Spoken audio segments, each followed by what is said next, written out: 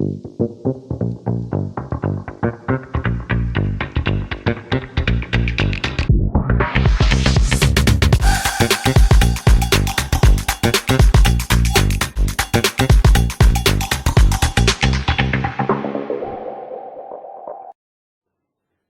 a todos y bienvenidos a Buy the Dip Podcast, tu podcast semanal sobre inversiones. Estamos una semana más con Martí Alonso. Buenas, Martí. Muy buenas, Albert, y muy buenas a toda la audiencia.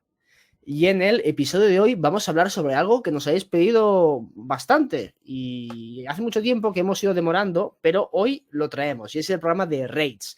Pero antes de hablar de REITs, os invitamos a todos a que os creéis una cuenta en portfolioinversión.com para que podáis gestionar vuestro portfolio de forma más eficiente y además recibiréis nuestra newsletter que escribimos nosotros cada semana y hablando de temas muy interesantes.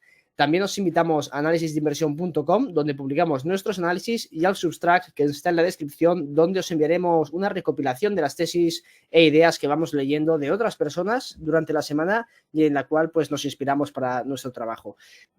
Nos habíais pedido rates bastante concretos, que si rates de oficinas, rates de departamentos, etcétera, etcétera. Y aquí no lo vamos a hacer tan específico, que eso tal vez lo podríamos dejar para un programa futuro, ¿no, Albert? Si vemos que gusta. Sí, si vemos que este programa tiene aceptación, podemos hacer programas pues, más a profundidad sobre ciertos sectores o ciertas patas de los rates que os parezcan interesantes. Totalmente. Y aquí lo que vamos a ver pues, es comentar un poco la situación en general del sector de los rates y luego vamos a comentar 3 tesis de inversión que yo creo que son, cuanto menos, bastante interesantes. No son el típico rate pues, que tiene 5.000 peers, sino que son más rates de nicho, por así decirlo, como ya sabéis que nos suelen gustar a nosotros hacer las cosas.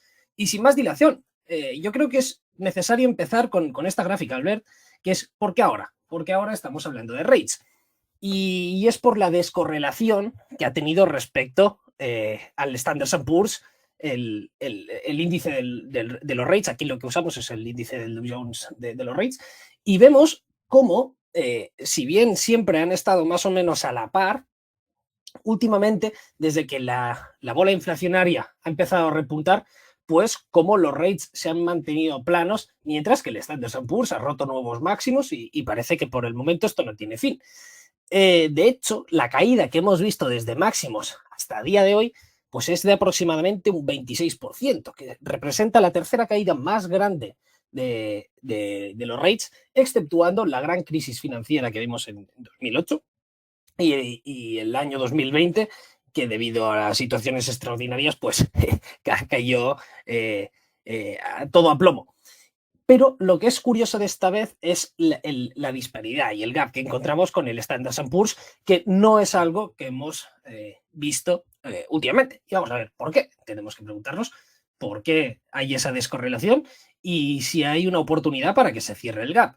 Antes de empezar con el programa, Albert, ¿tú qué crees? ¿Que el gap se va a poder cerrar, sí o no? A ver, a mí me parece curiosa la descorrelación, siendo rates y activos reales. Claro, con la ola de inflación que ha habido y cómo están los precios de las viviendas, ¿cómo es posible que se hayan descorrelacionado tanto? A ver, mi respuesta podría ser el tema de los tipos de interés, pero claro, esto también no afectaría a las tecnológicas al cambiar el cálculo del valor presente.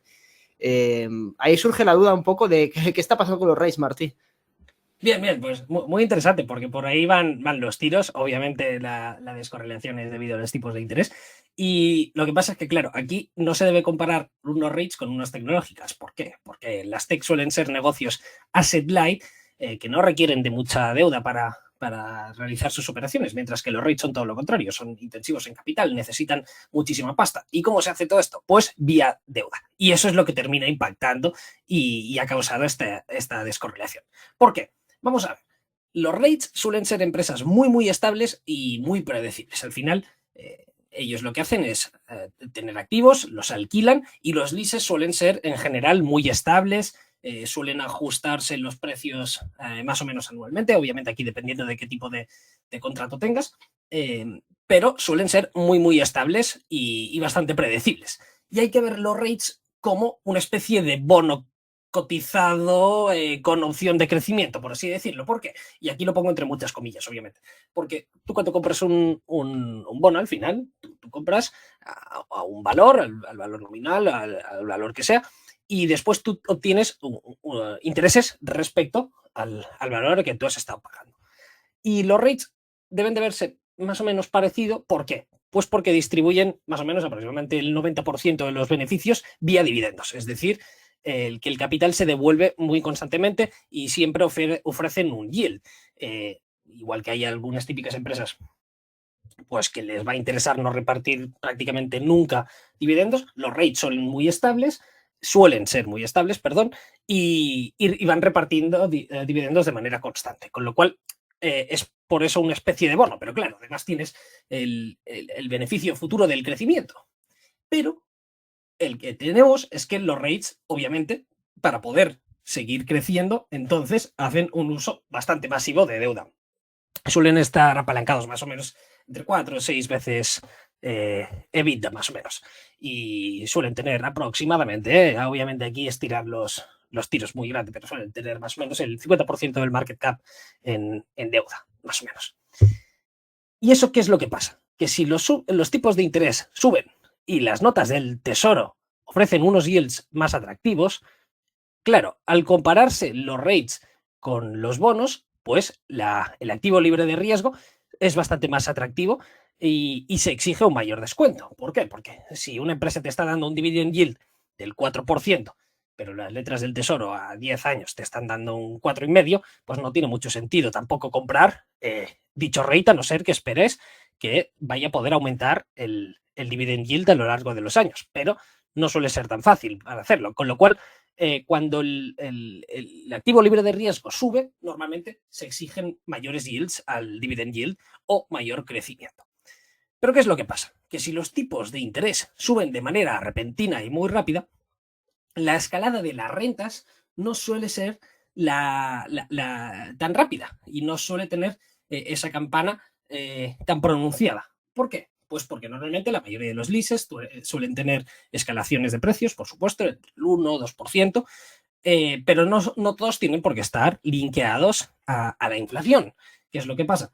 Que si para frenar la inflación se suben los tipos de interés de manera repentina, pues no, el aumento de los leases no es tan pronunciado como para compensar la pérdida real que obtiene respecto a la inflación.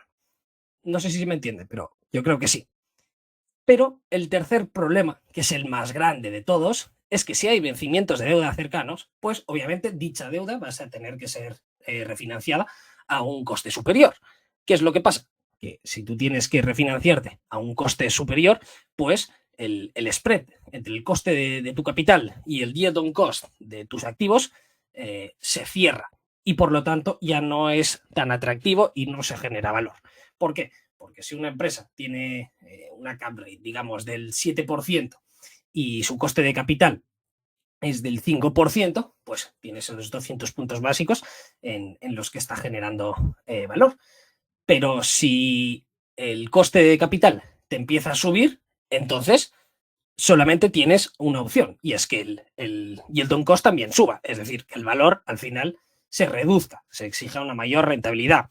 Pues eso es lo que pasa, que van a generar menos dinero seguramente por la refinanciación y el valor de los activos debe bajar para compensar esa pérdida. ¿Y qué es lo que hemos visto? Pues obviamente los rates han tirado muy bien los últimos años porque el coste de la deuda era prácticamente nula. Los tipos de interés reales pues llegaron a estar en negativo. ¿Qué es lo que vemos? Que claro, ahí la deuda es prácticamente gratis y entonces el activo libre de riesgo pues no es nada atractivo en comparación a los rates. Pero ahora hemos pasado de una narrativa en que ya iban a empezar a bajar por fin en 2024 los tipos de interés. Ahora la narrativa imperante es, bueno, van a bajar si es que bajan y es que podrían mantenerse los tipos bastante elevados durante cierto tiempo, según varias estimaciones, por supuesto.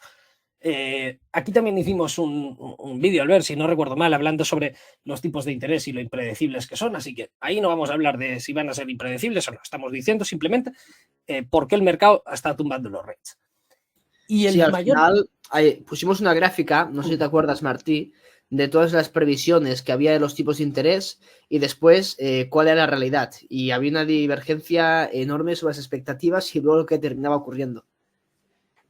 Totalmente, totalmente. Pues en esta ocasión no sabemos cómo va a ser, pero bueno, sí que apostamos que la mayoría va a fallar. Así que preferimos nosotros no tener que hacer estimaciones. Pero el mayor problema, que eso sí que ya se puede ver, es que obviamente los tipos de interés este año van a ser relativamente elevados. ¿Y qué es lo que pasa? Que tenemos aproximadamente en vencimientos de Commercial Real Estate Loans 930 billones, que se dice pronto. Es decir, viene un maturity wall enorme y toda esa deuda va a tener que ser refinanciada a tipos superiores. ¿Qué es lo que pasa? Que antes, pongamos que dicha deuda se otorgó en 2018, 2019 más o menos. ¿Cuáles eran los tipos de interés ahí? Pues enanos, los Fed Fund Rates eran cercanos al 0%. El coste de la deuda pues ahora va a poder pasar del 4% al 6, 7, dependiendo de qué tipo de activo, más, menos, con lo cual vamos a ver cómo los beneficios de los rates deberían bajar al mismo tiempo que también el valor de los activos, pues para tener ese spread entre coste de capital y el yield de los activos. ¿Qué es lo que pasa? Que también, que esto en 2023 también era más o menos así, que también teníamos un maturity wall enorme y que si íbamos a morir todos y que iba a ser el fin del mundo. Y sí, era un problema. Lo que pasa es que se han hecho uso de bastantes extensiones. Vamos a ver si las extensiones este año también son tan elevadas y lo que se hace es pasar la pelota para adelante. Y vamos a ver cómo tenemos otro maturity wall más o menos de manera significativa en 2025 y a partir de ahí ya empezamos a desapalancarnos. Y también debemos tener presente que no tiene por qué ser así en la mayoría de muchas industrias. Algunas van a sufrir mucho y otras no van a sufrir tanto. Por ejemplo, vemos como en las oficinas sí que aquí tenemos un problema bastante grande porque la situación es bastante peligrosa, no solamente porque termina vencimientos de deuda, sino también vencimientos de leases. Y ahí sí que puede haber un problema, pero en otros tipos de activos de commercial real estate no tiene por qué ser tanto así. Básicamente, si no hubiera los problemas anteriores que hemos comentado, esos tres tipos de problemas que causan la caída del valor, los rates con la inflación suelen ser activos que lo hacen muy bien. Vamos a verlo. Pero antes de nada, me gustaría ver un poco las expectativas que tiene Goldman Sachs sobre la reducción de inflación, en la que, bueno, básicamente la inflación va reduciéndose de manera constante, pero que los mercados desarrollados son los últimos en empezar a bajar los tipos y que los primeros que lo harían serían los países emergentes. Vamos a ver cómo termina la cosa, pero esa es la estimación de Goldman Sachs. Si no contamos los problemas descritos anteriormente, los rates vemos que en general, en periodos históricos, lo han hecho muy bien, en periodos inflacionarios. De hecho, el 77% de las veces que han subido los tipos, lo podemos ver en la gráfica de abajo a la izquierda, vemos que han tenido retornos positivos. En el azul tendríamos los retornos durante el próximo año desde que se empiezan a cortar los tipos de interés y después veríamos las subidas y bajadas de tipos en el otro axis. Y vemos que además el 48% de las veces que suben tipos, los rates batieron al mercado del Standard & Poor's en los próximos 12 meses. Es decir, que suelen hacerlo bastante bien. Pero claro, todo esto depende de cómo esté estructurado la deuda. Es decir, el maturity wall que vamos a tener ahora no es el mismo que hemos tenido en anteriores situaciones. También hay que ver cómo evoluciona la economía. Si la economía se desploma, pues obviamente los rates se verían afectados también. Y obviamente deberíamos ver la oferta y la demanda, que aquí ya no importa tanto la oferta y la demanda de los rates en general, sino del tipo de segmento que esté focalizado el rate. Por lo que eso es generalizar un poco también. Pero vemos que en general los retornos que han tenido los rates han sido espectaculares. De hecho, durante 20 años han sido el mejor tipo de activo que lo han hecho. vemos como desde el periodo del año 2002 al año 2021, más o menos, los rates obtuvieron un 11,2% anualizado, por encima del Standard & Poor's, que se hizo un 9,5% anualizado, y por encima de la inflación, que fue del 2,2%. En el gráfico de arriba a la derecha también vemos cómo los dividendos que han estado repartiendo y retornando los rates en general son muy crecientes y mucho más estables que la inflación, que además es digno de recalcar los seguros que suelen ser más o menos, si vemos también en periodos de situación de estrés como fue 2007 y 2008.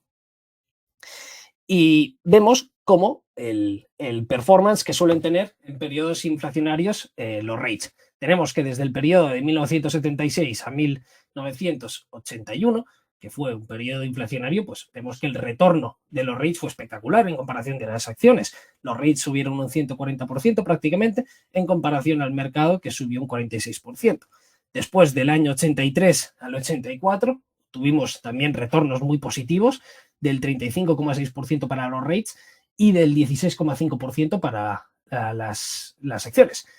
Ahora bien, aquí empiezan un poco las malas noticias, y es que desde agosto del 86 a octubre del 87, pues aquí tuvimos la primera pérdida de los rates, que perdió más o menos un retorno del 10%, una pérdida, mientras que las acciones se revalorizaron prácticamente un 11%. De octubre del 93 a noviembre del 94, pues vemos algo más o menos parecido, en que los rates perdieron el 10% de su valor, mientras que las acciones se mantuvieron planas. Y de octubre del 98 hasta enero del año 2001, vemos cómo se comportaron más o menos a la par las acciones y los rates, subiendo ambos un 27%, y como de junio del año 2003 a junio del año 2006, que fue la última subida de tipos, eso también es pre-burbuja, es decir, que todo lo que era inmueble subió como la espuma, y ahí vemos cómo se hace, en que los rates subieron un 108% más o menos en comparación a las acciones, que subieron un 37%. Es decir, que tampoco hay una relación muy clara en si suben tipos, los rates van a batir al mercado. No tiene por qué ser así, y depende de la situación en particular. ¿Qué es lo que pasa? Que si ahora nos fijamos con las situaciones anteriores, muy bien, tenemos un maturity wall, van a tener que refinanciarse a mayores tipos, pero si nos fijamos, vemos como la deuda de los rates está en mínimos históricos. Normalmente la deuda medida en cuanto al valor de los activos, pues solía estar más o menos un 40, 38% más o menos, y actualmente es del 35%, es decir, que estamos significativamente menos desapalancadas. Y aquí, en el gráfico de arriba a la derecha, pues podemos ver cómo la deuda respecto al valor mercado de los activos, desde el año 2009 a actualmente, vemos cómo se ha reducido de manera significativa. Y en general vemos que los rates, a pesar del sector del commercial real estate en general, vemos como la maturity suele estar en vencimientos bastante más lejanos que la histórica. Obviamente ha caído desde el año 2021, perdón, pero siguen estando a niveles muy, muy, muy sanos, con un vencimiento de deuda promedio de 6,5 años, que no está nada mal. Y el coste de la deuda, vemos como, a pesar del repunte que hemos visto a partir del año 2022, también sigue estando a niveles muy decentes, de más o menos el 4% actualmente. Es decir, que la situación actual no está para nada tan desastrosa como podría uno suponer inicialmente. Y por el contrario, vemos como el Funds from Operations, que sería el mejor método para calcular los beneficios de los rates, pues vemos cómo está en máximos históricos.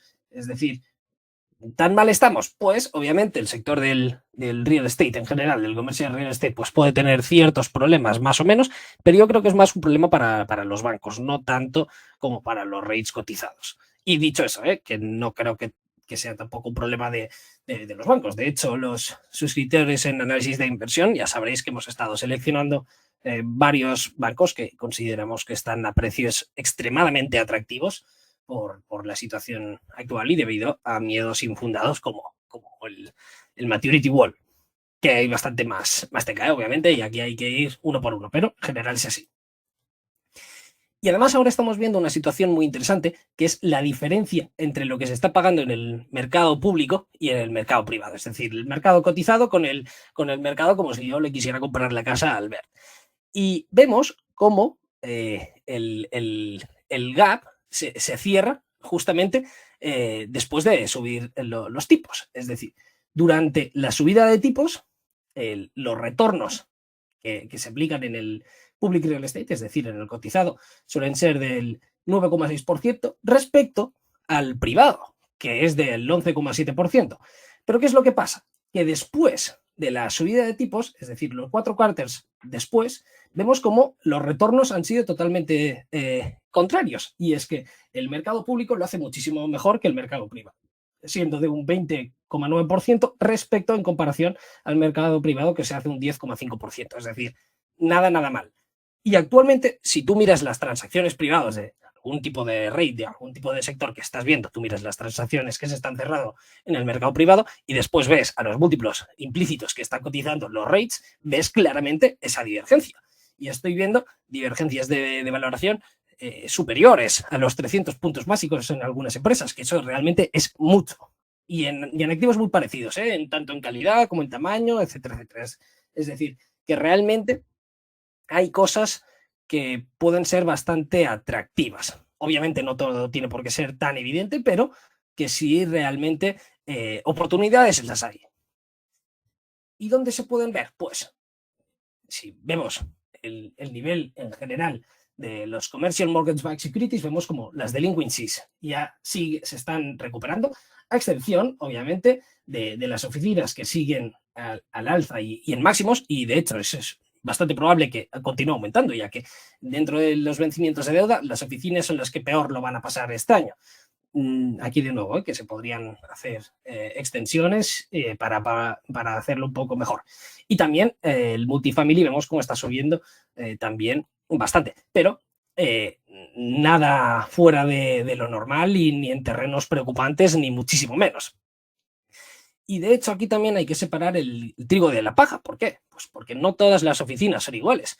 Y es que el 60% de las vacancies en las oficinas se están concentrando en solamente el 10% del inventario. Es decir, que no hay un riesgo sistemático, sí que hay riesgo, obviamente, pero suelen ser activos que van mal porque son malos simplemente y merecen quebrar, que eso es lo que está, la tendencia que estamos viendo. Y vemos como, por ejemplo, la occupancy rate de los mejores activos pues suele estar obviamente a niveles que no son espectaculares, pero que tampoco están tan mal, cerca del 90%. En los activos que son más o menos normalitas ya son del 80%, pero los que sí que están sufriendo son los peores tipos de activos. Y vemos como sí que es cierto que podría seguir sufriendo el dolor, ya que las vacancies, tanto en Canadá como en Estados Unidos, son bastante superiores a los otros tipos de países, pero es que también el precio es bastante significativo respecto a otros tipos de países. Y el precio aquí va a ser tal vez la última cosa que va a bajar. ¿Por qué? Pues porque si te empieza a bajar el precio y la rents per square foot, entonces tú aquí vas a tener que bajar sí o sí el valor de tus activos, lo cual tú pasarías de tener un loan to value del 60% al 75%. Y para refinanciar ese tipo de cosas, pues digamos que no son las mejores condiciones para hacerlo. Y ahora vemos que desde el año 2009, si lo miramos por múltiplos de EV/EBITDA, el spread de los rates respecto al MSCI World está en mínimos históricos. Es decir, que desde 2009 y 2020 los rates no se han encontrado tan baratos respecto al índice de la bolsa mundial si lo miramos en base del EV/EBITDA.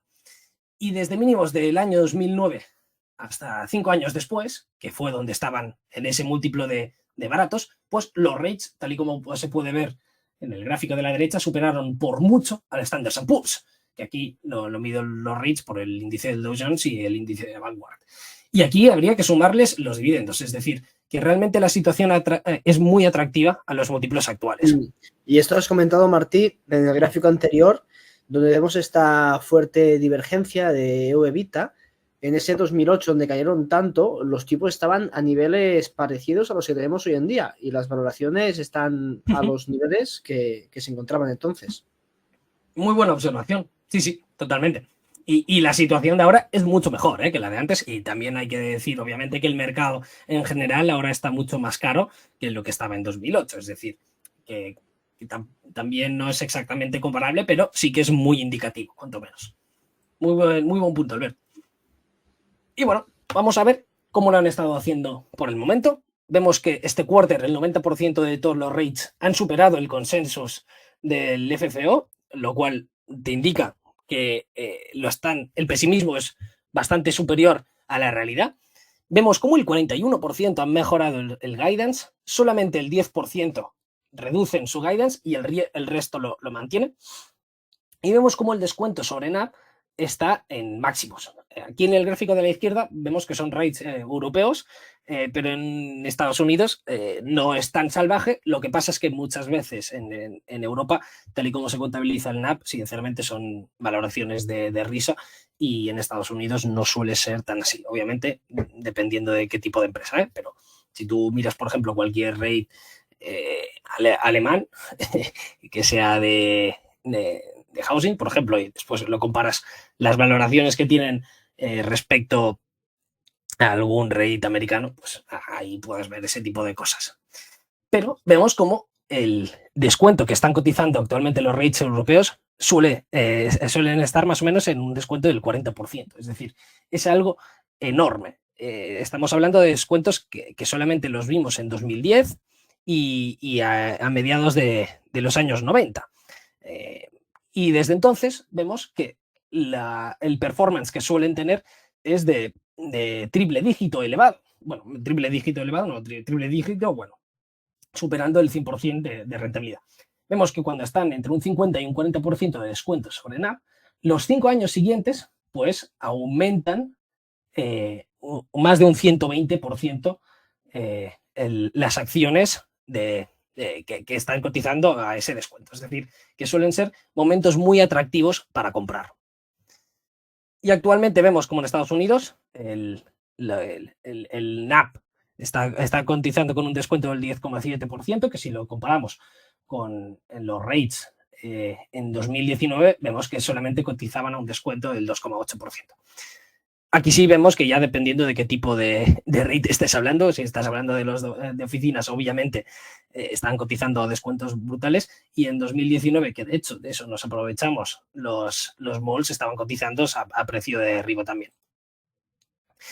Y en esta gráfica es muy interesante, en la que se expone cómo los rates al final de media suelen tender a cotizar cerca de NAV, es decir, que los descuentos tan elevados que estamos viendo actualmente no deberían de durar mucho si nos basamos en los datos históricos, y deberían tender a la media, que es cotizar por cerca de su valor NAV. Porque claro, no es solamente que cotices a tu valor NAV, sino es que tu NAV también puede componer y también crece a lo largo del tiempo. Eso se tiene que tener presente. Y obviamente se tiene que tener presente que también hay una serie de gastos administrativos que lo merman. Y el NAP está muy bien, pero lo mejor de todo es ver cuánto dinero estás ganando. Y aquí vemos cómo también, si lo miramos por múltiplos de lo que están generando, están en territorio bajo, suelen estar cotizando más o menos a unas 18, más o menos por ahí 18 veces el Funds From Operations, y actualmente vemos cómo estarían cotizando aproximadamente a 15 veces.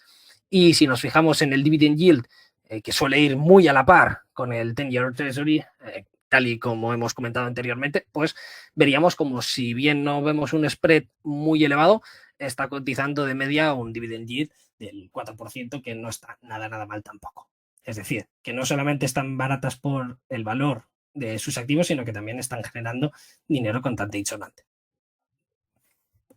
Aquí los rates que yo he estado viendo, que son los rates americanos, más o menos así, sin tener cosas raras, vemos como de media están cotizando un Enterprise Value of Funds From Operations de más de 20 veces y a un Price to Funds From Operations de 12 veces. Disculpad que anteriormente había dicho 15, pero bueno, por ahí tiene que tender el rate, los rates en general.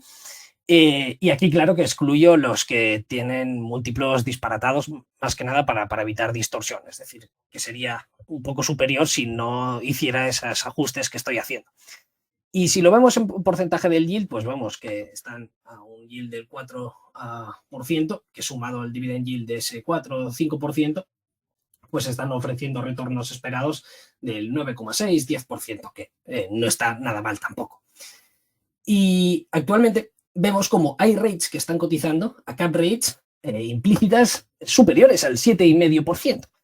¿Y qué es lo que pasa? Que en la tabla de abajo os pongo un ejercicio muy ilustrativo, que es decir, ¿qué tasa de crecimiento y durante cuántos años necesitaríamos para que una cap rate de un rate pase del 5% a los múltiplos que estamos viendo actualmente del 7,5%? Pues suponiendo que el net operating income crece al 5%, deberían pasar 9 años para pasar de una cap rate del 5% al 7,5%. Si suponemos que crece muchísimo, que muy pocos rates pueden decir eso, en que crece en el NOI un 10% anualizado, vemos que para pasar de una cap rate del 5% a lo que estamos viendo actualmente del 7,5%, pues deberían pasar 5 años, más o menos. Es decir, que las valoraciones actuales son muy atractivas para el inversor a largo plazo, y yo creo que son un muy buen punto de entrada en general. Como conclusión, los rates yo creo que en general están cotizando a precios atractivos. Muchos rates vemos que tienen un dividend yield que es bastante interesante, pero vamos a ver cómo lo van a cortar por problemas que tienen. Pero también se ha castigado de manera injusta, yo creo, a muchas empresas que son de calidad y con muy buenas perspectivas a futuras. Es decir, que yo creo que ahora es un buen momento para ir separando el grano de la paja. Y hasta aquí he hecho un poco la exposición de los rates actuales. Vamos a ver un poco las empresas. Pero antes, Albert, ¿hay algún tipo de duda, pregunta o algo que te gustaría recalcar? A ver, yo creo que ha quedado bastante claro cómo han ido evolucionando las cotizaciones de los rates y la divergencia que existe hoy en día en el mercado, y que ahora pues puede ser una oportunidad interesante de mirárselos con cariño y a ver qué tipo de empresas son. Y de hecho, pues bueno, tenemos varios rates en analisisdeinversión.com, y os invitamos a que os paséis por la web para ver los análisis que ha hecho Martí, nuestro experto en rates. Entonces, pues bueno, yo sinceramente también estoy un poquito con sesgo, porque compré una de estas empresas hace poco, y te compro la tesis de que puede ser una oportunidad interesante para mirar ahora. Pero bueno, ahora vamos a ver las empresas y vamos a ver si nos parecen interesantes o no. Y os recuerdo que estas empresas, pues podéis montaros vuestro portfolio de rates para ver cómo evoluciona y compararlo con el Standard & Poor's en portfolioinversión.com. Así que también os invitamos a que hagáis una cuenta ahí donde podéis hacer pues vuestra cartera, carteras modelo, carteras de empresas que os interesan. Así que dicho esto, ¿qué te parece, Martí, si vamos a las empresas? Venga, vamos al lío. Y me gustaría mencionar que, de hecho, las dos últimas incorporaciones que hemos hecho en la cartera, que tenemos tanto Albert y yo de manera conjunta, pues son precisamente rates. Vamos a hablar un poco de ello al final de todo. Pero bueno, aquí os voy a traer 3 tesis distintas, pero que todas son bastante de nicho. Empecemos por la primera, que es Postal Realty Trust, en la que básicamente posee más de 1.500 propiedades de post offices, que no se debe ver, aunque ponga office en el nombre, no se debe ver como una oficina típica, sino más que oficinas, son activos industriales y logísticos. Y que no solamente usa la US Postal Service, sino que también es un activo clave para el e-commerce, y es que provee la US Postal Service de la infraestructura necesaria pues para que empresas como Amazon, UPS, FedEx y otro tipo de empresas de logística pues tengan la capacidad de entregar dichos pedidos. Y vemos que aquí Postal Realty Trust pues es el mayor landlord que alquila sus propiedades a la US Postal Service. Que eso es muy bueno. ¿Por qué? Porque es una agencia gubernamental y que es extremadamente resistente a las recesiones. De hecho, la US Postal Service pues, tiene aproximadamente el 70% de sus propiedades son leased, es decir, que no son suyas. ¿Por qué? Pues porque no tiene capacidad para comprar dichos activos y es un win-win. Necesitas estos activos, tanto la US Postal Service como toda la infraestructura de e-commerce de Estados Unidos, pero no tienes que hacerte con el capital necesario como para adquirir toda esa enorme red de infraestructura. Así que es un win-win para todo el mundo. Y vemos cómo la US Postal Service, desde su fundación en el año 1971, nunca ha fallado en un pago en sus leases. Es decir, que ya puede venir un 2008, puede venir 2020, todo lo que tú quieras, que estos tíos te van a pagar. Y aquí básicamente, ¿por qué? Pues es como tener un bono, por así decirlo, porque es crédito del gobierno americano. Y Postal Realty Trust lo que hace es básicamente consolidar todo ese enorme mercado. Aproximadamente representa un 6% de todo el mercado, y los 20 siguientes competidores más grandes, de manera conjunta, pues poseen un 11% de cuota de mercado, para que nos hagamos una idea del tamaño de Postal Realty Trust respecto a sus peers y la oportunidad de consolidar dicho mercado, porque además es la única cotizada y las demás pues son empresas muy pequeñitas, familiares. Actualmente hay más de 16.000 competidores, es decir, que vemos como son una pipeline enorme para poder adquirir durante años, y vemos que de media son propietarios que son viejos, en las que las tiene tu mamá y tu papá, y que después cuando te tocan a ti, pues estás dispuesto a vender. Además, si te dicen, bueno, son activos para la US Postal Service, es mejor venderlo y lo metes todo en Nvidia y ese tipo de empresas que hacen la gente joven. Pues vemos cómo últimamente ha estado adquiriendo a cap rates más cercanas al 8%, pero de manera histórica ha estado adquiriendo dichos activos a unas cap rates del 6-8%, y cuenta con una ventaja de escala bastante significativa respecto a sus peers, debido a que solamente 46 empleados controlan las 1.500 propiedades que tiene, y si miras el coste de General and Administrative respecto a las ventas, vas viendo cómo se van reduciendo a medida que van escalando y consolidando dicho mercado.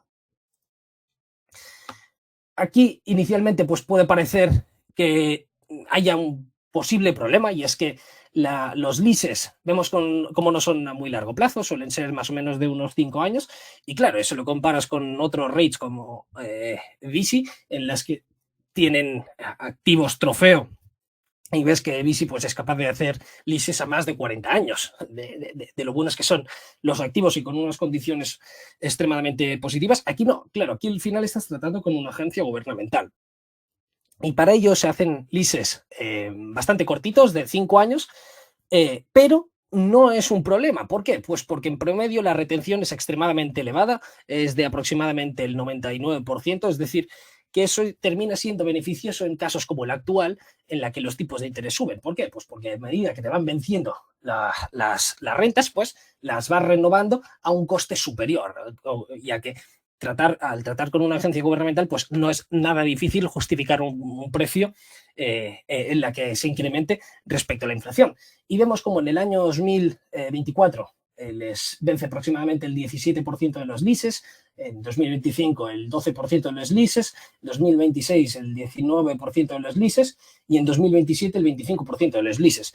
Y a medida que estos se vayan agotando, pues uno debería esperar como que vayan pudiendo subir el precio de dichos leases.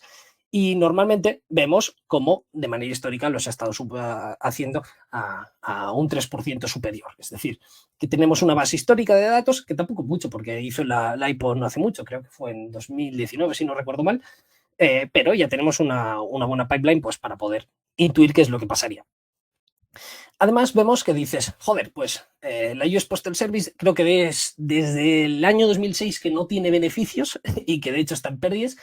Dices, joder, pues le podrías poner, apretar las tuercas demasiado. Y además, el tema lo estudié por otra empresa que de hecho también tenemos en la cartera, en la que está relacionado en el sector, y tú lo que ves es que, bueno, teóricamente tenía que ser autofinanciable la US Postal Service, no tendría que depender del budget federal de Estados Unidos, con lo cual ahí se podría justificar de decir, no, es que necesitas entrar ya en beneficios sí o sí, pero aquí lo que tú ves es que los leases de la US Postal Service representan solamente el 1,5% de todos sus gastos operativos. Es decir, que realmente no te podrían apretar mucho las tuercas, porque quien aporta el valor al final eres tú, y la US Postal Service necesita tus activos. No tiene la pasta suficiente como para poder hacerse con ellos, pero al mismo tiempo representa una parte muy baja de sus costes, es decir, que suele ser bastante fácil subir el incremento de tus leases si es que así se puede justificar. Y vemos como la mayoría de los leases pues, suelen ser Davalent, en las que el tenant pues, se hace cargo de la mayoría de cargos, en ese caso de los impuestos y ciertos tipos de mantenimiento. No son triple N, pero bueno, también están bastante bien. Es decir, que aunque la inflación se vea un incremento de los costes, pues no se vería tan repercutido como el incremento de los nuevos alquileres que podría hacer la Postal Realty Trust. Si vemos desde la IPO, vemos como los dividendos por acción han estado creciendo una barbaridad, las adquisiciones de manera ya acumulada han hecho más de 560 millones adquiridos por el momento, y vemos como este año obviamente se ha frenado un poquillo más el ritmo de las adquisiciones, pero vemos como el incremento en el AFO pues, ha sido significativo, pasando de 10 millones en 2020 a prácticamente 30 millones en el año 2023. Pero claro, eso hay que ajustarlo también por la enorme dilución que han estado teniendo la empresa, y vemos que no es tan bonita la imagen, y es que el AFO por acción pues, ha pasado de 1 a 1,07, es decir, que apenas ha crecido si lo ajustamos al crecimiento de las acciones. Pero tampoco termina de ser muy preocupante a largo plazo esta dinámica. Si nos fijamos en cómo está estructurado el balance, vemos que el 94% de su deuda es a tipo fijo, está apalancada prácticamente 6 veces EBITDA, lo cual está dentro de lo normal, es bastante elevado, pero nada exagerado tampoco. Y como el coste promedio de su deuda es del 4,21% y de media tiene prácticamente 4 años hasta maturity, es decir, que no deberían tener muchos problemas. Y en los próximos 2 años, hasta 2026, pues no tendríamos maturities significativas de las que preocuparse. Si vemos además por quién está al mando, vemos que es un negocio familiar, el fundador o el padre del actual CEO, y llevan consolidando el mercado desde principios de los 80, si no recuerdo mal, aunque hicieron la IPO en 2019, si anteriormente no me he equivocado. Vemos que el CEO no tiene ningún tipo de salario y cobra solamente vía acciones, pero claro, eso es hacer un poco trampa, porque al cobrar dividendos, la empresa, o sea, al ser un REIT tienes que pagar dividendos, pues el salario se lo paga con los dividendos que les dan las propias acciones. Es decir, que tú lo ves ahí y dices, oh, qué bonito, joder, tiene que vivir mordiéndose las uñas y si le va mal, pues no va a haber un puto duro. No es así. ¿Por qué? Pues porque mientras tanto va recibiendo dividendos y ese sería más o menos su salario. Actualmente vemos cómo está en los múltiplos más bajos a los que ha estado cotizando, aproximadamente unas 15 veces el Funds from Operations, lo cual no está ni bien ni mal, pero teniendo en cuenta el crecimiento que puede tener, me parecería un múltiplo justo. Y si lo vemos en base al yield que ofrece sobre el Enterprise Value, sería de aproximadamente un 5%, al cual deberíamos sumarle el más que jugoso dividend yield al que está cotizando actualmente, del 7,2%, y si suponemos que es capaz de crecer el FFO por acción un 3% anual, lo que no me parece nada malo ni nada imposible, pues tendríamos que el retorno total estimado pues sería del 15%, que no creo que está bastante bien para un negocio de estas características, consolidando un mercado con perspectivas de crecimiento y que además tienes un tenant en que te va a pagar sí o sí y que es totalmente resistente a las crisis, con lo cual yo creo que es una oportunidad cuanto menos interesante tenerla en cuenta. Y de hecho parece que el management opina igual, y anteriormente hemos visto compras a mercado y creo recordar que eran bastante significativas, no tanto por la pasta que cobran, ya que son bastante caros. De hecho, el CEO tiene una compensación de más de 2 millones, que para una small cap pues no está mal, que digamos. Pero bueno, vemos cómo han estado haciendo compras al mercado de aproximadamente cuando la empresa estaba cotizando a 14, 16 más o menos por acción, con lo cual estaría dentro del rango de precios actual. Y dichoso, Albert, antes de proseguir con la próxima empresa, ¿hay algún tipo de pregunta o algo que no hayas visto claro? Pues a ver, esta empresa me parece muy interesante por el tipo de cliente que tiene y obviamente yo creo que no es una empresa que tenga un market share muy grande y eso es bueno dentro de este tipo de mercado que hemos visto, en el cual está súper fragmentado, tienes espacio para seguir creciendo y la verdad que parece ser que a los múltiplos a los que cotiza es bastante interesante. Me has dicho que no hay más empresas cotizadas de este tipo en Estados Unidos. ¿Sabes si en Canadá u otros dos países se da una dinámica similar? Lo desconozco. Sí que sé que hay el típico correos cotizado en otros países, de hecho, bastante más de los que uno se podría esperar.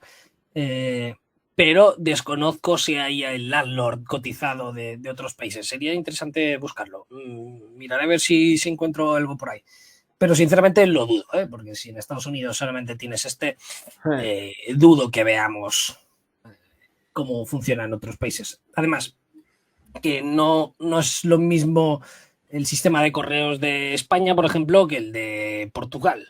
Y lo mismo con el de Estados Unidos. ¿No te parecería que invertir en Correos España sería una buena opción o qué? Creo que la vendieron hace poco, si no recuerdo mal. O la intentaron vender o la querían vender. No lo sé. Y de hecho sí. Curiosamente sí que me parecería bastante bueno. De hecho, tienes una empresa en Portugal que se llama CTT, que sería el Correos de Portugal, y ya es una empresa bastante atractiva. Lo que pasa es que ahí tiene bastantes cosas, no es solamente el sistema de correos, también tiene bancos, etcétera, etcétera. Pero sí, claro, no tienes que ver solamente o sea, mirar también como la red logística enorme que tienes y que tienes un monopolio en declino, sí, pero monopolio al fin y al cabo. Y si haces bien las cosas y recortas un poco de gastos, puedes tener empresas cuanto menos interesantes. A todo esto, lo de Correos era una coña, ¿eh?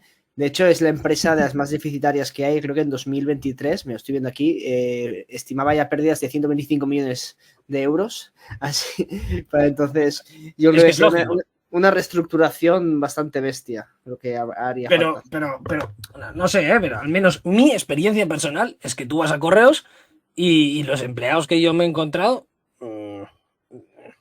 no quiero faltar el respeto a nadie, pero no son los más espabilados de la clase, por así decirlo. O sea, se lo toman todo con mucha calma. No sé, mi experiencia, ¿eh? Eso creo que si lo llevase una empresa privada, vamos, cambiaría bastante la cosa. Ni de coña, ni de coña sería Correos así si fuese privada. Ni de coña. Y no serían cosas como eso, tío que reparte las cartas a pie, les das la bolsita esta y dices, mira, a repartir. Pues, joder, estamos en el año 2024, eso estoy seguro que habrá formas más interesantes de hacerlo. Dale un patinete eléctrico, ni que sea. Que solamente con un patinete eléctrico es que te puede repartir 3 veces más cartas en el mismo tiempo y cobrando el mismo salario. O sea, algo tan simple como eso, darle un patinete eléctrico a los repartidores de correos, ya está. Ahí ya recortarías un cojón y medio de pérdidas. Pero bueno, no. Hay gente que le pagan para pasearse y ver el tiempo que hace y esas cosas. Yo adiestraría palomas, tío. Creo que es más rápido. Me gusta la idea. Me gusta. Pues bueno, con esto terminamos de hablar de esta empresa de correos en Estados Unidos. Os recordamos que en Análisis de Inversión colgamos nuestras tesis y en que por fuera de inversión puedes crear vuestra cartera. Y con todo esto, vamos con lo siguiente, Martí. Venga, vamos. Y vamos a hablar de ese tío, gran actor, Alex Baldwin. ¿Te suena, Albert? ¿Lo has visto en alguna película? Seguro que sí. A mí me parece un actorazo, de hecho. Que hace nada se cargó un tío a una mujer, creo, sin querer, que le pegó un Este es el de La caza del octubre rojo, ¿no? Me parece. Hostia, yo no lo sé. Yo lo conozco de empresas como Infiltrados. Que, por cierto, es un peliculón. La caza de octubre, esa no me suena. Luego envíame el nombre por WhatsApp, al ver, que la voy a mirar a ver si la puedo ver, pero vamos. Pues tenemos una empresa que se llama exactamente igual que ese tío. ¿Y a qué se dedica? Pues terrenos en Hawái. Y eso, Albert, no sé si te acuerdas que en noviembre del año 2022, y ha llovido desde entonces, subimos un vídeo hablando sobre marihuana en Pineapple.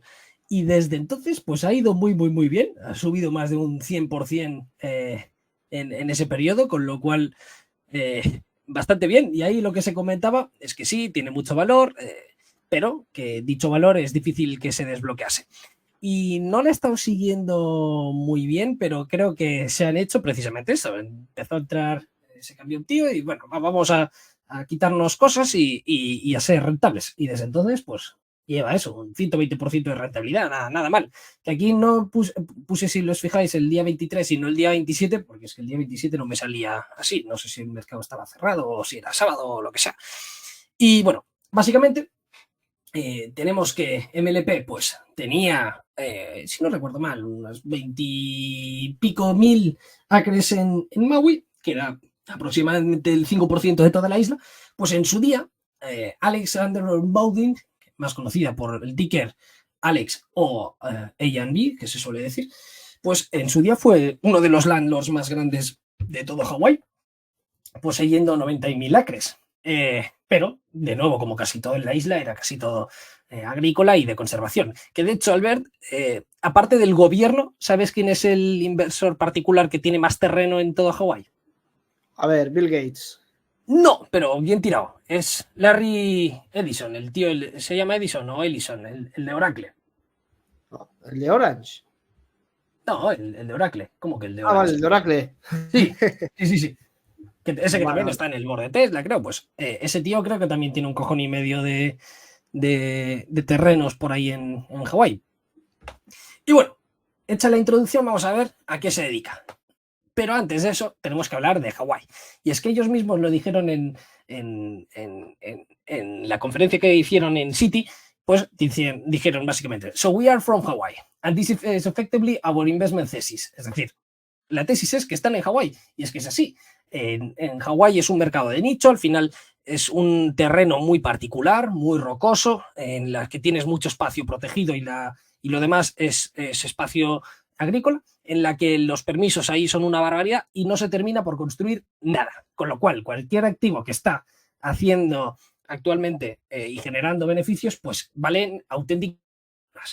Y vemos cómo Alexander Baldwin pues lleva más de 150 años de historia existiendo y básicamente el management ha estado haciendo una transformación del negocio, se convirtieron en un REIT en el año 2017 y desde entonces han estado quitándose las partes agrícolas y todo el tipo de terreno que estaba ahí pero no se podía usar y se han empezado a centrar en ser una empresa de commercial real estate en Hawái, que ahí de hecho son los más grandes con diferencia.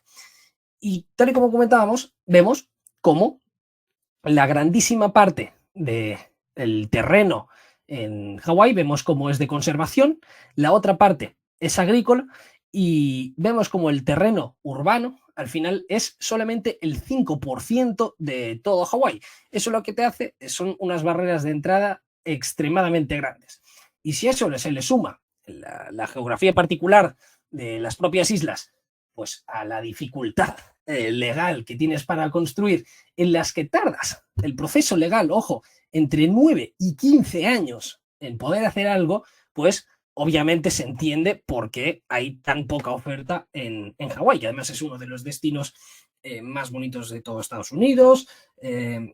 Ahí el income per cápita es muy elevado, la gente es rica, por así decirlo, en comparación a la media de Estados Unidos. Suelen ser muy demócratas de tendencia, es decir, tienen una mentalidad política también bastante particular y además es muy, muy turístico. Es decir, lo tiene todo para que el real estate sea extremadamente caro y ese es el caso. Y de hecho, si exceptuamos Nueva York, en que por razones obvias es la parte en las que por densidad tiene menos espacio retail, vemos como después sería ya la propia Hawái, en que tiene más o menos 12 square feet por persona de terreno retail. Si lo comparamos con la media en Estados Unidos, que sería de 20 y medio más o menos, pues ahí nos podemos dar una idea de lo valioso que es el retail en Hawái. Pero es que lo mismo sucede con la parte industrial, y es que tenemos que de media en Estados Unidos se tienen aproximadamente unos 51 square feet per cápita de terreno industrial, y en Hawái es menos de 40 square feet per cápita. Es decir, que aquí también estaríamos hablando de una manera significativa que no hay oferta. Y vemos cómo la reestructuración que ha estado haciendo la empresa, eso que se quitaron 41.000 acres hace nada de una plantación de azúcar que tenía la empresa, pues como ahora se centra solamente en ese tipo de activos que son los escasos y realmente valiosos. Vemos cómo son los mayores propietarios de lejos, además, retail en las islas.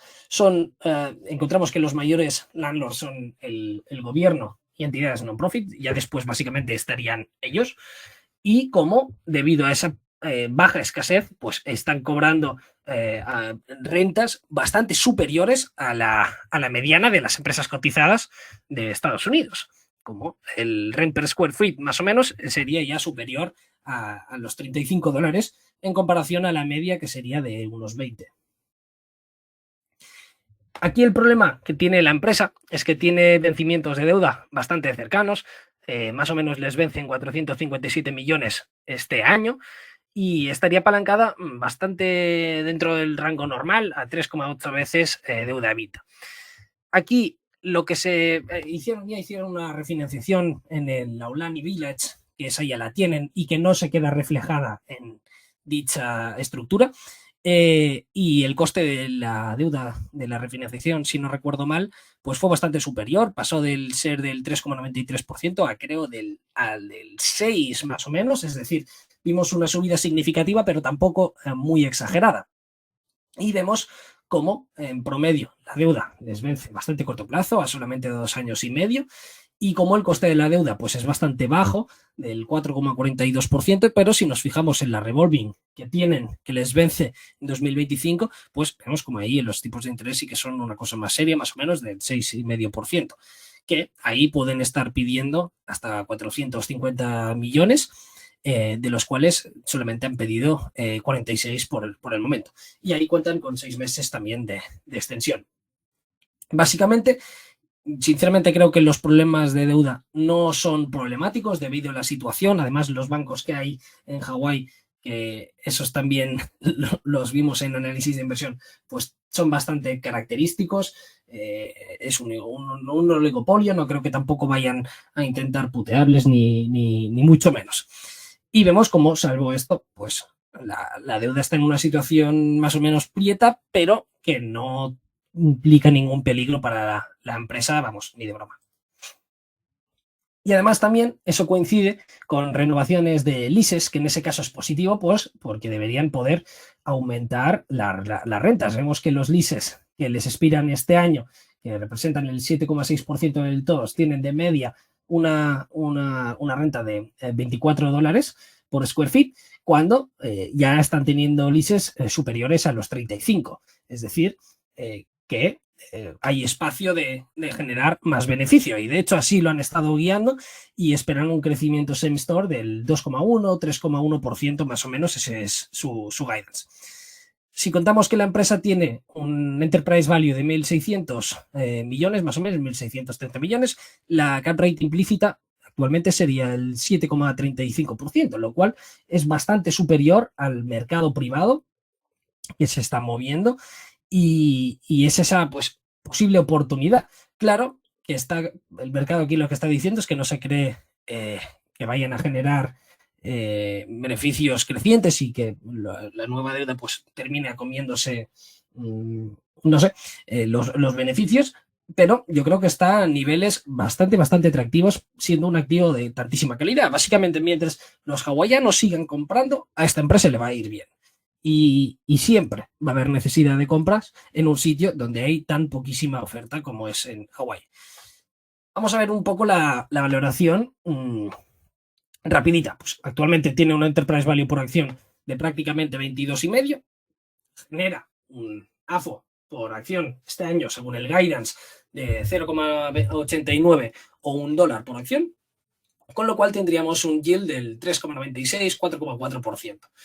Si además sumamos eso al dividendo, en las que asumimos que va a ser menor, va a ser del 80% del AFO, ya que pues, va a tener que centrarse también en reducir su deuda, pues obtendríamos que el dividend yield sería un poco inferior y que deberían estar pagando en dividendos 0,71, 0,8 más o menos en dividendos este año. Si suponemos que el crecimiento va a estar por la parte baja del guidance y que va a ser del 2%, contamos que va a ser a partir de ahí entonces, pues tendríamos que el yield implícito pues sería del 10,3, 11,3% a los niveles que está cotizando actualmente. Es decir, no estaría a precios extremadamente que dices hay que comprar, pero teniendo en cuenta la calidad de la empresa, tampoco son precios nada desdeñables. Y antes de pasar a la última empresa, Albert, me gustaría hacerte una pregunta, que es ¿cuál crees que es el tipo de rate que mejor lo han estado haciendo? Ya sean activos, rates de oficinas, industriales, los que sean. A ver, sé que el commercial real estate lo he hecho mal, entonces yo creo y oficinas también lo descarto. Pero claro, o sea, dentro del commercial real estate, ¿qué segmento? Porque ahí se incluye todo, se incluyen los malls, las oficinas, todo. A ver, las oficinas yo creo que mal. Los centros comerciales, hostia. Y mira, lo que has puesto aquí dice me quedo laboratorios e industriales. Hay más, ¿eh? Y es un poco una pregunta trampa. Aquí no está la respuesta, pero más que nada porque seguro que va a sorprender. Y es que la respuesta son los trasteros. Trasteros. Ese ha sido el mejor activo que ha tenido los REITs y además a muy largo plazo. Aquí lo ves, desde 1990 hasta el año 2022, ves la paliza que le estaban haciendo los trasteros a otros tipos de REITs. Es que la verdad es que ha sido espectacular. Y las rentas de media en el sector han estado creciendo entre un 7, 8% analizado. Ojo, estamos hablando de rentas, ¿eh? Es muchísimo, es una auténtica barbaridad. Esto está totalmente correlacionado, Martí, con el programa de Discovery, del que compran trasteros. Y puedo hacer una tesis de ello. Justo, es eso, sí. Nunca me ha hecho mucha gracia ese programa, pero bueno, a mí me gusta Forjado a Fuego y esas cosas. Eso es bien. Bueno, y los retornos que han tenido los trasteros al final, durante el periodo de 1994 hasta el año 2022, vemos cómo ha sido superior al 17% anualizado, que es una auténtica barbaridad. Eso lo ha hecho mejor que Berkshire Hathaway, mejor que el mercado, mejor que Brookfield. O sea, ha sido realmente espectacular. Pero es que no solamente ha tenido los mejores retornos, sino es que además ha tenido muchísima menos volatilidad. Que dices, bueno, comparado con la volatilidad de lo que podrían tener las oficinas, pues se entiende, pero menos volatilidad que lo de los apartamentos, eso ya puede sorprender un poco. Y de hecho vamos a hablar sobre ese tema en breves. Y es que vamos a explicar qué es eso, básicamente, y por qué suelen ser un buen activo. Y es que, primero de todo, son resistentes a las crisis. ¿Por qué? Porque se siguen necesitando almacenar cosas. Ya puede haber una crisis que si de hecho, si hay crisis, a lo mejor no te puedes pagar la casa y tienes que mudarte a una más barata. ¿Dónde dejas tus cosas? Pues obviamente en un trastero. Si te divorcias, que creo que además la tasa de divorcios, no sé ver si me lo puedes buscar, pero creo que también está aumentando muchísimo los últimos años y a mí me parecería lógico que en tiempos de crisis es cuando los divorcios también se disparen. Sí, la verdad que están, por desgracia, disparados en todo Occidente. Eso es una pena, ¿eh? Pero bueno, aquí que cada cual lo haga lo mejor que pueda y ya. Y vemos como, claro, si tú te divorcias y tienes que hacer un cambio de casa o esas cosas, ¿dónde metes tus cosas? Pues ahí. Aparte de que cada vez las casas son más pequeñas. ¿Dónde dejas tus cosas? Pues en el trastero. O si, por ejemplo, decides hacer teletrabajo y todo lo que tenías en tu oficina y en el trabajo tienes que meterlo en casa. No tienes espacio. ¿Dónde lo dejas? ¿Y dónde dejas cosas que no quieres tirar? Ahí lo tienes, en el trastero. Y vemos como aparte de eso, de esa característica en que se suelen necesitar cuando se suelen necesitar, vemos que los leases son un poco curiosos porque suelen ser lo que se llama month to month, es decir, que no se tienen fecha de expiración y tú lo vas pagando mensualmente. Sería como pagar Netflix, pero en un trastero. Y aquí tienes unos costes de cambio bastante elevados que permite fijar los precios. ¿Por qué? Porque una vez tú mueves todas tus cosas en un trastero, el coste de mover todas esas cosas a otro trastero, es bastante superior normalmente a los beneficios que tienes y que te ahorras pagando el alquiler. Y no es como un apartamento. Pues, por ejemplo, si imaginas que estás pagando más o menos unos 1.500 euros al mes de alquiler en tu casa. Si las rentas te suben un 5%, que inicialmente no puede parecer exagerado, pues ya son más de 900 euros al año. Eso ya para una persona que no tenga una situación económica muy favorable, pues es bastante. Ahí a lo mejor te podrías considerar mudarte a otro piso más barato, lo que sea. Pero, en cambio, sin el self-storage estás pagando más o menos 100 pavos al mes y te sube un 5%, son 60 pavos al año. No creo que nadie se moleste por mover todas sus cosas, pues para ahorrarse 60 pavos al año. Si es muy necesitado, pues por supuesto sí, pero no suele ser la norma. Y además vemos que hay muchísima menos regulación que en otro tipo de real estate. Al final, ahí lo que tienes es basura, de trastillos, lo que sea, pero no va a vivir nadie, no tienes que tratar ni curar a nadie, ni como por ejemplo en los laboratorios, tratar con cosas peligrosas, ni nada del estilo. Es simplemente pues dejar cosas. Y vemos como además son muy, muy, muy ligeros en gastos. Las occupancy rates que se necesita pues, para entrar en break-even es del 25-30%. Y vemos como los márgenes a partir de ahí, aunque la occupancy esté alrededor del 80%, un poco más suelen ser, pues vemos que tienes unos márgenes NOI del 65-75%, que son bastante, bastante, bastante buenos. Y aquí vemos las razones por las cuales las personas pues, se deciden usar los trasteros, ya sea porque no hay más espacio en casa, porque se mueve y te mudas a una casa, a otra casa, o estás haciendo reformas y necesitas pintarlo todo. ¿Dónde dejas las cosas durante ese tiempo? Pues ahí está, en unos trasteros. Y vemos que la parte de los negocios también suelen necesitar bastante espacio. ¿Por qué? Pues imagínate que necesitas apilar documentos por si algún día te viene papastado y te dice, yo qué sé, esa factura, enséñamela. Y tú la tienes a papel. Pues a lo mejor en tu oficina no tiene sitio, pero en el trastero sí. O que estás esperando hacer una ampliación de la oficina y que te van a hacer reformas. ¿Dónde pones todos los ordenadores, todas las sillas? Pues en un sitio como un trastero. Vemos cómo, además, actualmente, a los precios que se están pagando actualmente, suelen ser bastante, bastante rentables y las que se están teniendo unos yields sobre el coste del 8 o 10% más o menos. Y si tú lo miras con el spread del coste de financiación, pues es enorme, porque supongamos que sea del 5%, sueles tener spreads ya de 300, 500 puntos básicos, pero es que muchas veces la mayoría de empresas de estas pues han estado endeudándose al 2,5, 3%, 3,5, no es nada exagerado lo que estoy diciendo, lo podéis ver. Y claro, aquí los spreads que tienen son salvajes, que crean muchísimo valor para los accionistas y aquí lo que te interesa es apalancarte todo lo que tú puedas y seguir creciendo todo lo que tú puedas. Y además ha sido de estos negocios que se ha visto beneficiado por la pandemia. Pues por eso, con la pandemia se mudó mucha gente, o con la pandemia mucha gente se ha ido a trabajar a casa y todas las cosas que no se quiere deshacer, pues las ha puesto por ahí, o se te muere algún familiar y tienes que hacer selección de lo que se tiene que tirar o lo que no, y lo dejas todo ahí en un trastero.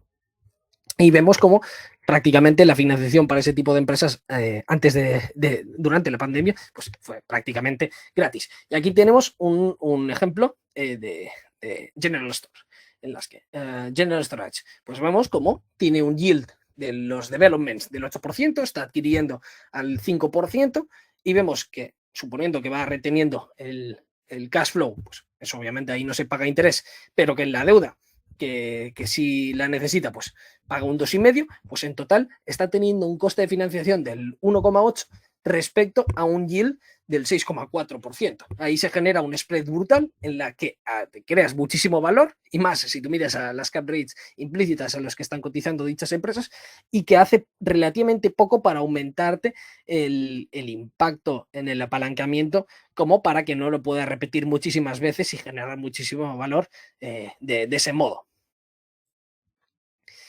Aquí vemos cómo las cap rates de ese negocio han estado bajando de manera constante y vemos como en el año 2012 pues eran muy, muy atractivas a niveles similares a los que se está viendo actualmente en Europa, ojo, del 7,7% y como actualmente, bueno, en 2021 fueron del 5,1%. Estas ahora habrán subido bastante más y serán del 7 más o menos, pero que siguen estando en niveles bastante, bastante atractivos y como Europa ahora recuerda mucho a lo que era Estados Unidos hace 20, 30 años y que de hecho han sido los grandes vencedores de ese segmento. Por eso las oportunidades en Europa yo creo que son cuanto menos significativas. Es la típica empresa que compras y te olvidas, ya está. Pues, yo creo que ese es el típico rate que mantener a muchísimo largo plazo.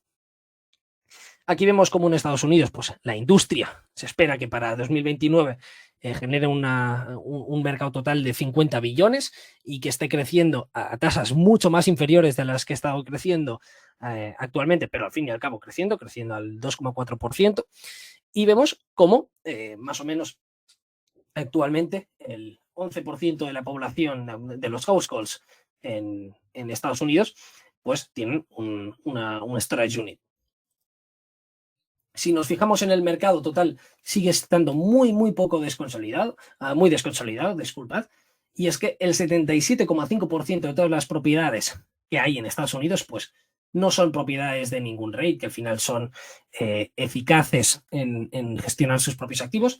Y aquí lo que te genera muchísima diferencia respecto a los demás es los gastos compartidos, como pueden ser gastar en marketing, en software, porque suelen tener bastante tecnología para hacer todo el proceso, para que tú lo puedas hacer desde el móvil y no tener ningún tipo de empleado ahí. En temas de seguridad, comprar todas las cámaras, etcétera, etcétera, pues suelen tener muchísimos mejores retornos los REITs públicos que están consolidando ese mercado que no las empresas individuales. Y si tú miras en Google Maps o donde sea y tú miras un self-storage de Public Storage, por ejemplo, o de CubeSmart, y tú los comparas con cualquier otro tipo de self-storage que no sea de ningún REIT, y la diferencia es atroz, realmente.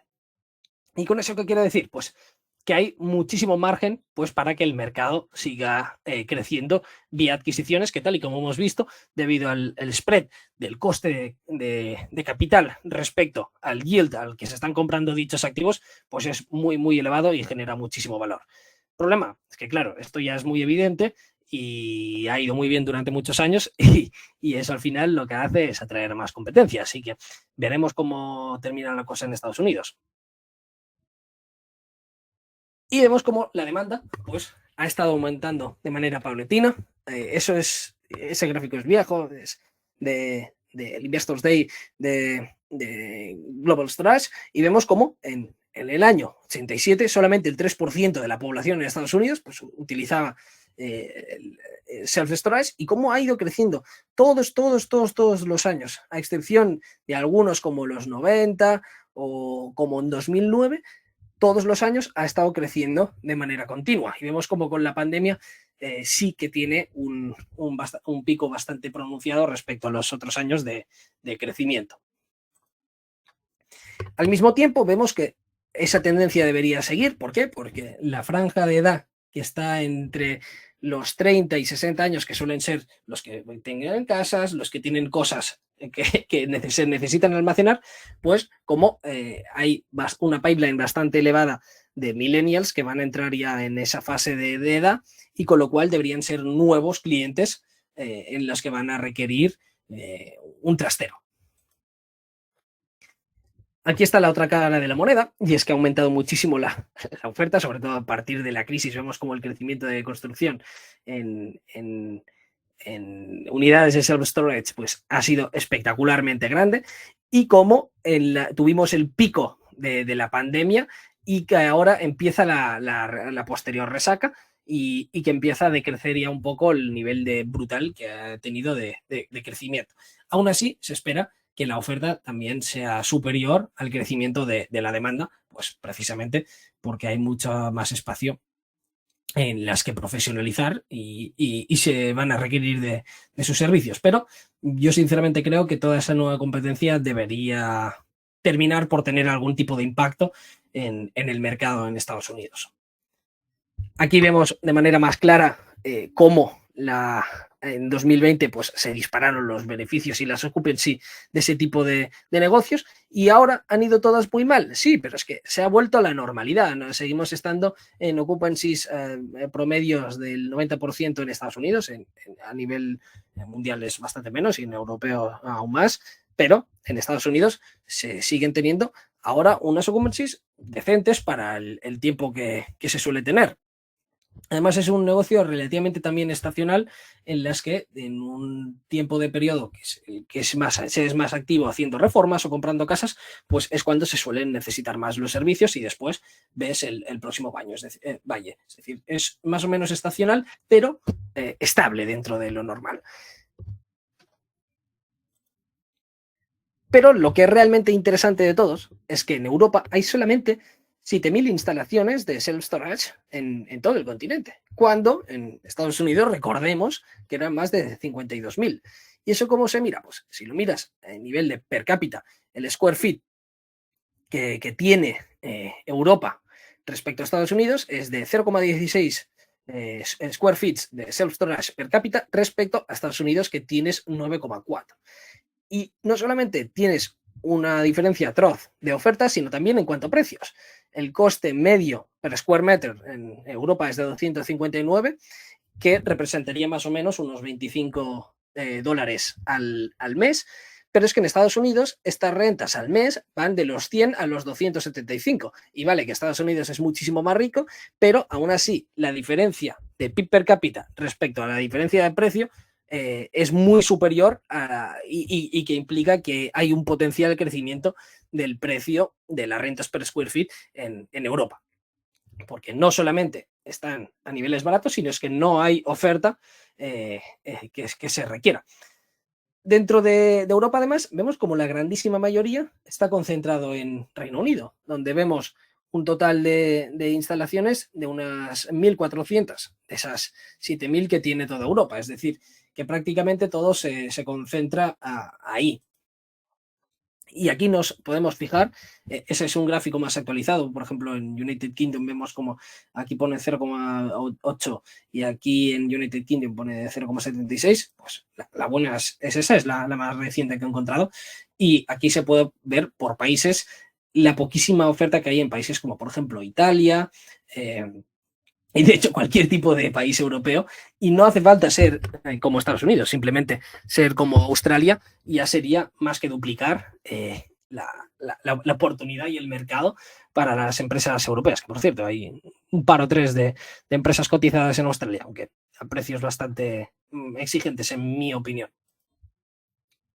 Y vemos cómo cada vez los pisos son más pequeños, cada vez la riqueza aumenta más, por lo tanto se consume más, y con suerte para los accionistas de las empresas de self-storage, cada vez habrá más gente que no quiere tirar cosas y que las quiere guardar, con lo cual debería tener una pipeline a futuro de la demanda relativamente estable.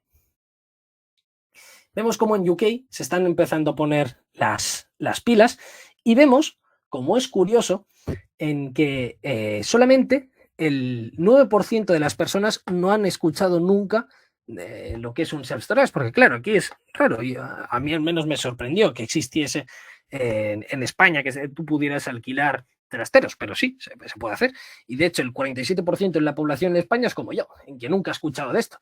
Pero lo que es curioso del caso es que el 9% en todo el Reino Unido pues no ha escuchado hablar, y todo lo demás sí, pero hay un porcentaje muy, muy, muy bajo dentro de toda la población que tiene o que de momento pretende tener un trastero. Es decir, que hay mucho margen de crecimiento en las que ahí no se debería invertir tanto en marketing como para que te fuese aumentando la demanda. Y de hecho es que eso es lo que vimos prácticamente calcado en Estados Unidos hace 20, 30 años. Y vemos como los otros países, pues obviamente hay muchísimo más potencial, pero que aquí sí que tienes que invertir mucho más en marketing, etcétera, etcétera. De hecho, en España, en Madrid, ya he empezado a ver los típicos trasteros, pero no trasteros así grandes, sino los típicos pequeños trasteros donde tú dejas la mochila por si eres un turista, pues la dejas ahí, pagas lo que sea en las horas que sea y ya está. Y ahí tienes un sitio donde dejarla tranquilo. pues De, lo de mismo. hecho, hace tiempo que esto se publicita bastante en Barcelona. De hecho, hace ya años que recuerdo haberlo visto la primera vez en el metro, sobre todo. Se llama una empresa que es Blue Space, que invirtió mucho en marketing de tema de trasteros y todo esto. Creo que es la que más marketing ha hecho por Barcelona. Yo, como no utilizo, no conozco las empresas que operan por aquí, pero creo que esa es de las más, bueno, no sé si sea más grandes, pero la que más ha invertido en marketing y más visibilidad ha tenido. Ujú. Pues eso, no conocía el caso de Barcelona y además en Barcelona seguro que es muy necesario. Tristemente, pero bueno, es lo que hay. Y aquí pues tenemos lo que comentaba, que el 87% de los británicos no ha considerado por el momento usar un trastero respecto al gran conocimiento que hay en la población.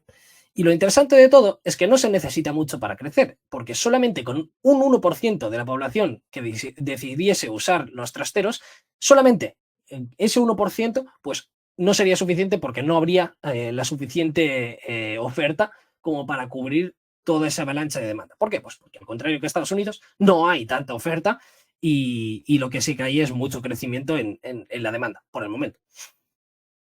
Aquí vemos que la comparación de precios más o menos en los niveles que suele estar Reino Unido, que es el más utilizado en Europa, pues vemos como obviamente tienen los precios más caros, pero que aquí de nuevo si lo comparas con los precios en Estados Unidos no tiene nada que ver. Y como las occupancies, pues a medida que se populariza van aumentando poco a poco y que suelen estar pues a niveles inferiores del 80%, el 75 o 78% más o menos. Aquí vemos la tesis de inversión de la que vamos a hablar hoy, y es Big Yellow Group, en que es el mayor player de self-storage en Reino Unido y que cuenta con una cuota de mercado de aproximadamente el 11%. El segundo player, si lo miramos por square footage, no por número de facilities, pues sería SafeStore, que también es cotizada. De hecho, todas las que estoy comentando aquí son cotizadas y cuenta con una cuota de mercado del 9,5%. Y después tendríamos a Shurgard, que ha adquirido a Lock and Store, disculpad, en que de manera combinada aquí ya las junto, porque se termina la fusión, creo que se hacía, si no este mes, el mes que viene o en julio, pero vamos, dentro de nada se hace y se consolida, que ya está todo hecho. Y de manera combinada van a tener una cuota de mercado del 7,6%. Esos son datos de 2023 y es que todas han estado creciendo, porque aquí vas a ver que de manera constante todas aumentan sus instalaciones. Así que eso, aunque ponga aquí que los datos sean as March of 2024, no es así. Son los datos de los annual reports en 2023. Y vemos cómo el número de construcciones que se han estado haciendo son bastante elevados, pero no vemos ese boom repentino que ha tenido en comparación a Estados Unidos y siguen siendo muy insuficientes, es decir, de self-storage que se han construido en 2023, solamente 41 han abierto sus puertas. Recordemos que hay unas 1.500, creo recordar que hemos comentado en Reino Unido. Si tú lo miras en comparación a Estados Unidos y la utilización que tiene, pues no es tanto como para cubrir toda la potencial demanda que tienen. ¿Y eso cómo se traslada? Pues en las que los precios van a estar aumentando este año. Y aquí, en el gráfico de la derecha, pues puedes ver la diferencia de precios que hay en respecto al año 2022 al 2023 en las distintas zonas geográficas del Reino Unido. A día de hoy, Big Yellow Group pues tiene 123 tiendas, 123 facilities repartidas por todo el Reino Unido, que están ahí concentradas. Las otras tienen más activos fuera de Reino Unido. Y vemos cómo es la marca más popular de lejos. Y de hecho, Shell Management ha hecho un muy buen trabajo en hacerlo y eso es muy positivo. ¿Por qué?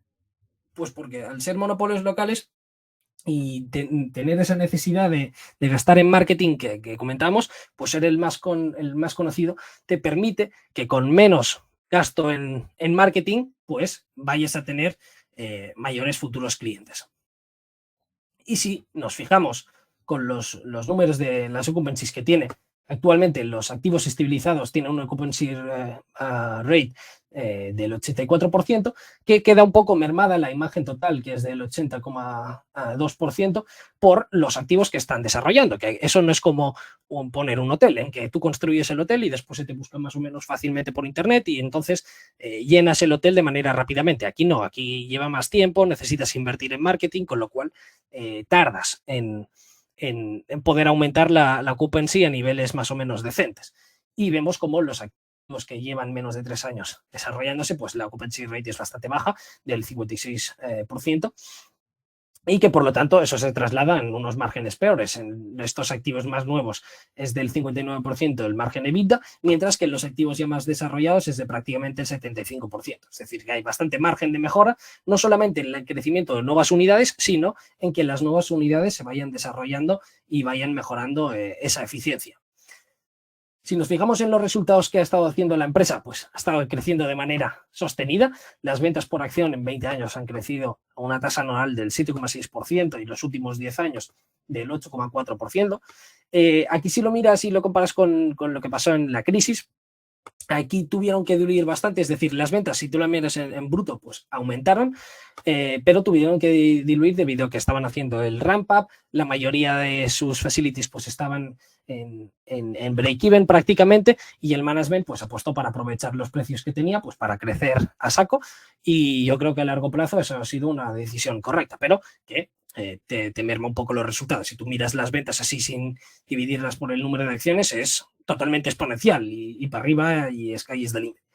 Lo mismo vemos con el NOI por acción, como aquí además por el apalancamiento operativo, esa mejora que hemos visto en la occupancy, que eso en 2008 debía estar del 30 y pico por ciento, pues vemos como el NOI por acción ha crecido en los últimos 20 años una auténtica barbaridad, un 11,5% anualizado, y en los últimos 10 años ha sido el 9,3%. Aquí obviamente ya es lógico que sea menor, por esa estabilización ya de la mayoría de sus activos, pero aún así siguen siendo tasas muy, muy, muy, muy satisfactorias.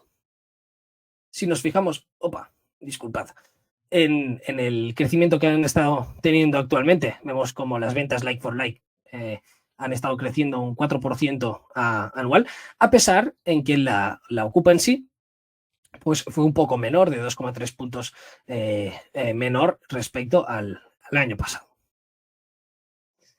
¿Y por qué Big Yellow y no cualquiera de sus competidores cotizados, como por ejemplo SafeStore o Subward? Se me hace un poco difícil pronunciar el nombre. Pues básicamente pues, porque son los más conservadores.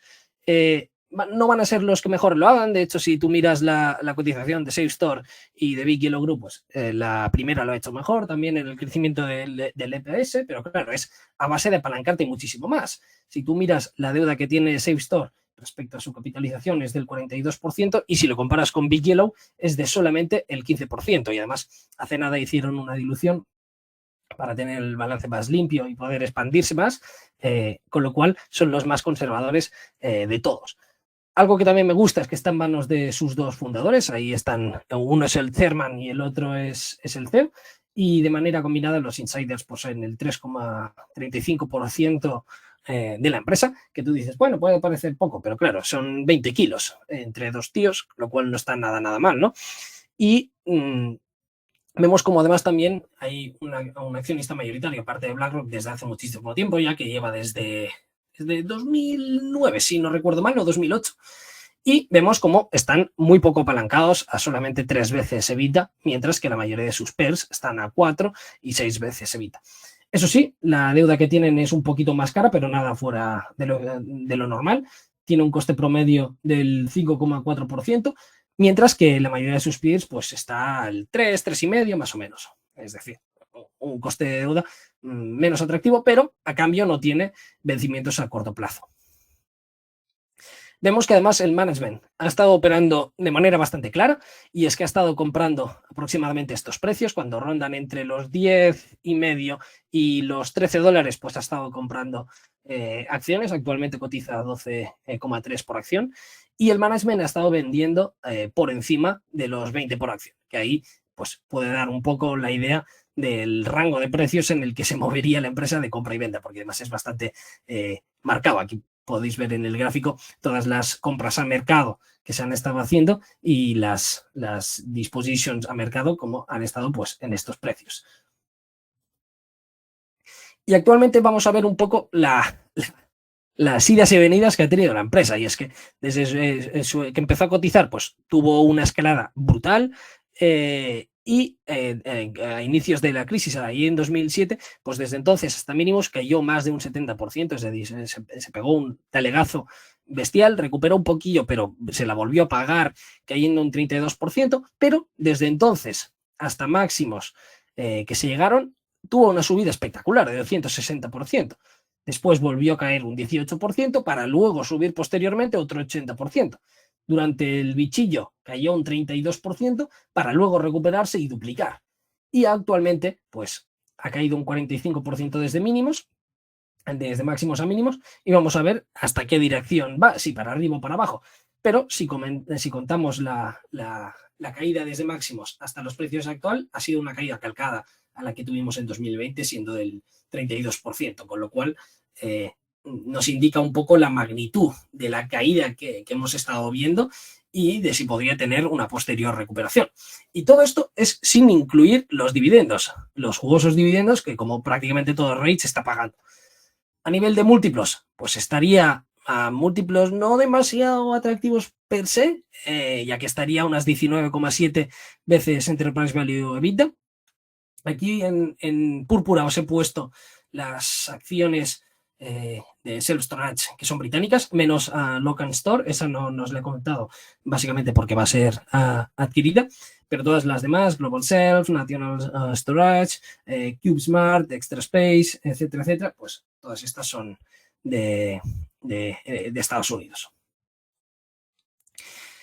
Y actualmente vemos que está en múltiplos Enterprise Value EBITDA Last 12 Months, no Next 12 Months, como es el gráfico anterior. Vemos cómo estaría a unas 21 veces Enterprise Value EBITDA. ¿Cuándo hemos visto estas situaciones más o menos parecidas? Pues en 2017, en que desde entonces a estos múltiplos se hizo un 65% para arriba hasta tocar máximos y luego caer durante el bichillo. Lo vimos también en 2013, que tuvo una subida espectacular, más que duplicando en poco más de 2 años, lo cual tampoco está nada mal. Y tuvimos también la misma, más o menos una decepción ya, que fue durante 2008 a 2012, pues que se mantuvo plano la acción durante 6 años. Pero claro, es que la situación no tiene ningún tipo de comparación, porque sigue creciendo a niveles muy satisfactorios, como los que ya vimos anteriormente, pero actualmente las occupancies son bastante significativas, es decir, que el negocio es mucho mejor ahora de lo que era anteriormente. ¿Tiene sentido compararlo a estos múltiplos? Pues bueno, antes se podría alegar que estaba cara, pero es que aún así la acción ha sido una máquina de componer. Y vamos a hacer así una valoración de servilleta rápida y vemos que actualmente cotiza a un Funds from Operations yield del 4,2%, el dividend yield esperado más o menos al que está cotizando actualmente es del 3,66%. Y si consideramos que va a crecer el Funds from Operations a un 5% anualizado, que aquí puede ser más, menos, pues bueno, ahí que cada uno haga sus estimaciones, pues tendríamos que el retorno sería de prácticamente el 13%, que no está nada mal. Aquí, obviamente, aplicando una tasa de descuento mayor o superior, pues los retornos nos varían muchísimo, pero vemos como el valor estaría entre esos 12 por acción y prácticamente 20 por acción, que es curiosamente donde el management se ha estado moviendo. Y aquí me gustaría terminar la presentación diciendo que si os han interesado los REITs, pues que podéis consideraros suscribiros a Análisis de Inversión, en las que vamos a ver los 2 REITs que tenemos en cartera y que a mí sinceramente me parecen la mejor oportunidad, rentabilidad, riesgo que hay actualmente en todo el segmento. Vamos a ver primero de todos un REIT que es mal entendido, pero con un dividend yield muy elevado del 8,5% y a un yield sobre su Funds from Operations del 12% y que esperamos que vaya a componer más de un 20% a los precios que está actualmente cotizando. Y después, en segundo lugar, vamos a ver una empresa con un dividend yield también del 8,5% más o menos, que no tiene deuda, que cuántos REITs van a poder decir eso, en un negocio creciendo como un cohete y que además se nos está dando una FO yield del 11%, es decir, también a precios muy atractivos. Y ambas empresas pues tienen catalizadores a corto y medio plazo. Y esto ha sido todo por hoy, Albert, no sé qué te ha parecido. Pues me ha parecido un sector bastante interesante el de los REITs y creo que te has cortado una presentación que ha sido una pasada y espero que a todos los oyentes y todos los que estén viendo este vídeo pues le agradezcáis a Martí todo el esfuerzo y dedicación que le ha puesto a esta presentación y a traer las empresas y lo podéis hacer con un like al vídeo y comentándoos qué os ha parecido. Poco más añadir, Martín, me ha parecido muy chulo y como ya han recordado los oyentes, pues pueden encontrar los análisis en analisisdeinversión.com. Y nada, Martí, unas últimas palabras. Pues sí, que si os ha gustado y queréis ver más sectores o cosas así, pues ya sabéis, nos lo podéis dejar en los comentarios. Que cumplimos, vamos tarde, como se puede mostrar en ese caso, pero al final cumplimos. Y nada, espero que haya sido vuestro interés y Albert, nos despides como siempre. Pues sí, con todo esto nos despedimos. Muchas gracias por escucharnos o vernos. Dejad un like y un comentario si os ha gustado y nos vemos en el siguiente podcast. Y recordad, bye the deep. Chao, chao.